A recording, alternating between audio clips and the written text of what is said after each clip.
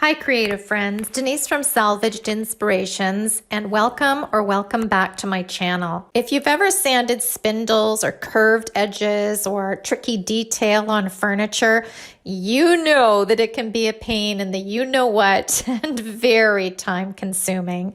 So today I'm sharing one of my favorite ways to sand spindles along with some tools that will help you save time and effort when sanding your furniture. So just let me get set up and I'll be right back. Let's start. Here's the fun part.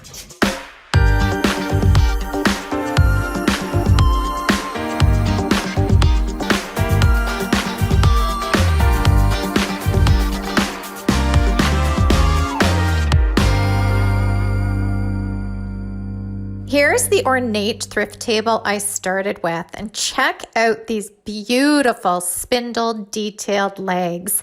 I found it at a Mission thrift store selling for $14.99. The top was stained, scratched, and chipped, but the little table was still gorgeous. Now, if you've ever sanded, whether it be scuff sanding, which can go fairly quickly on your furniture, but if you've ever tried sanding a finish completely off, just right down to the raw wood, you'll know it's a lot of sanding. And I should have started this project a little sooner than I did, as you'll see at the end. But that said, I really hope the information in this post will help save you time, money, and a ton of elbow grease when you have a project to sand. I started by giving this table a really good cleaning, and then I got right to the sanding. And as you can see on this tabletop, it is veneer. And the giveaway is the 4 seams that intersect the center of the table. To make sure I didn't sand through the veneer, which is very easy to do because veneer is a very, very thin layer of wood that's put on top of a subwood. So it's very easy if you're going to use an aggressive grit and try and get rid of the scratches in it, that it could be sanded right down to the bare wood, and then that's not a good look.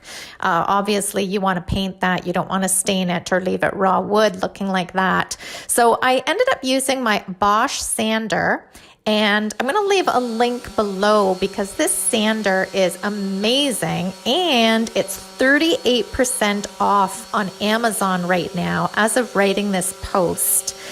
So if you're looking for a great sander to use, I'm going to leave the link down below for you. And I also put a 320 grit sandpaper onto this Bosch sander. And the sanding, as you can see here, takes a bit longer when using such a fine grit, but I feel it's well worth the extra time to be gentle with this top.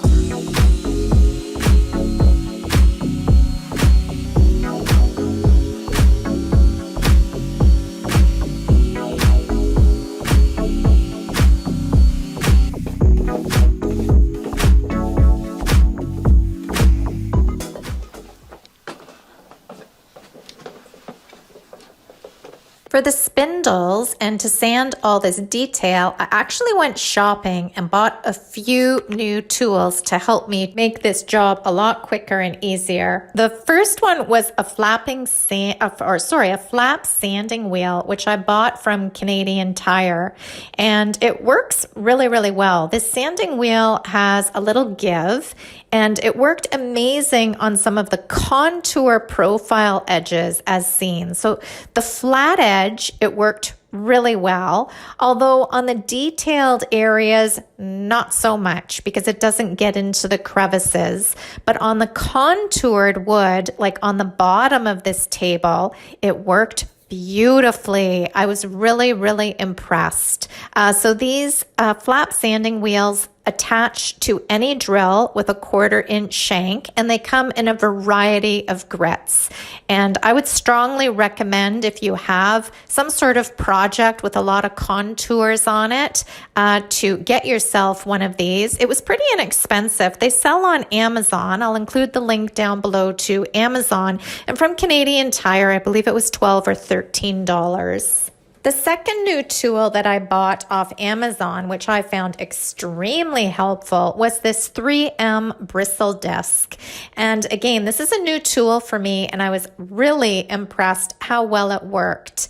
And I learned about it while I was watching We Refinish YouTube video, which I will include in the links down below.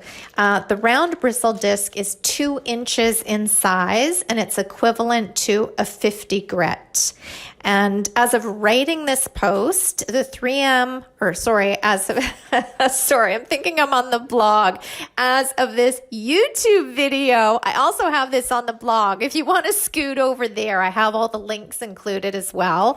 But as of this YouTube video, the 3M disc is 52% off on Amazon.com. So that's phenomenal savings. Unfortunately for me and my fellow Canadians, I did not find a sale. I paid the full price of $20 on Amazon.ca. But that said, well worth it. I'll be getting plenty of use out of it on future makeovers.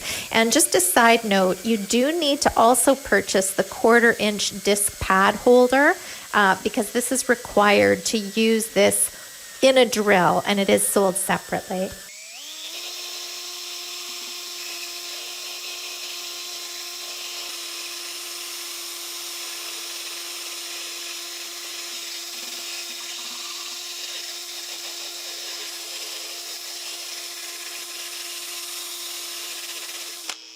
Another tool that I find very helpful for sanding extreme detailed little precise places like these grooves and the flutes within the spindle legs is my Dremel tool. And to sand the detail under the lip and again on the spindle legs, the Dremel is a power rotary tool that comes in a variety of tips. You can get different little bits for them that you can swap in and out of this tool. And depending on what tip you use, the Dremel can either grind, clean, engrave, cut, polish, and of course sand. You can also get a whole kit of these sanding bits that have different grits and different sizes, and that sells separately from the Dremel tool, and usually you can get that for around $15-20, which I find is super helpful when sanding detailed areas. Now, to sand spindles or contoured wood, I also like using my sanding disc pads that I buy. I've mentioned these disc pads in numerous videos in the past, and it's a really economical way to get that sort of sanding spongy sander for a fraction of the cost. And again, I'll include a link in the card above to one of those videos and also down below. Now, for my favorite spindle sanding hack, it's duct tape. Here's an old school sanding hack that works amazing, and it's my favorite when sanding spindles. It works if you're scuff sanding before painting or sanding an existing finish 100% off. So all you need is a roll of duct tape and a sheet of sandpaper. And I cut strips. What I do is I put the duct tape on the back of the sandpaper. So here you can see me applying it to the back. You just tape it on in strips. And then I cut strips the length of the sandpaper, but in varying widths. And the varying widths are very helpful because then when you're going in to sand a larger spindle, you use the wider one. When you're going in and sanding a tiny little maybe detail or crevice in the spindle, you use the smaller one. And what the duct tape does is it makes the otherwise weak sandpaper, because you know, if you're going to do this just with the sandpaper itself, it will easily tear and rip, and it's just a mess. But the duct tape makes the otherwise weak sandpaper super strong, so you can wrap it around a spindle and pull on each end to sand it. And like you see here, it works really, really well.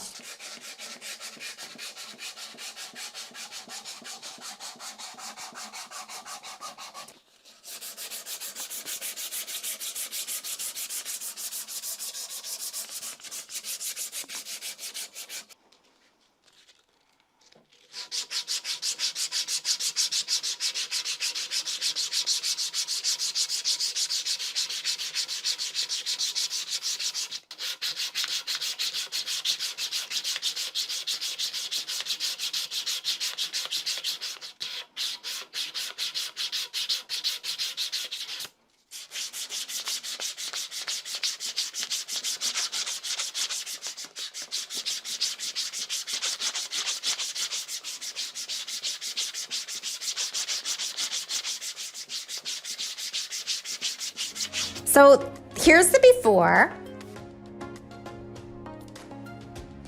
And here's the after.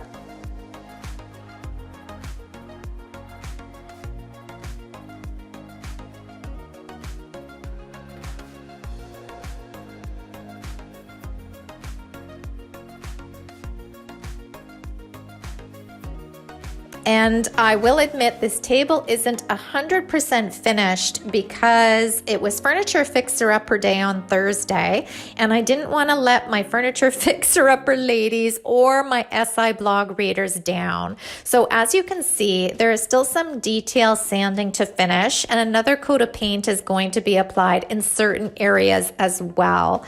But I hope you see the gorgeous sanded and washed wood with all the potential it will be.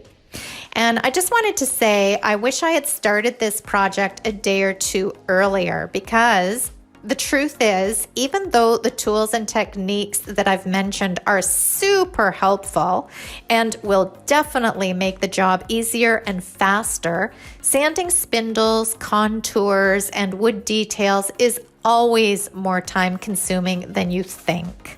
So leave yourself ample time to get your sanding projects finished. And I'm definitely going to take my own advice next time. So I hope you've enjoyed today's video and found these sanding tips useful and helpful. If so, please give this video a like and be sure to subscribe and hit that bell, as we have a new video going out every Saturday and also a quick tip every Wednesday.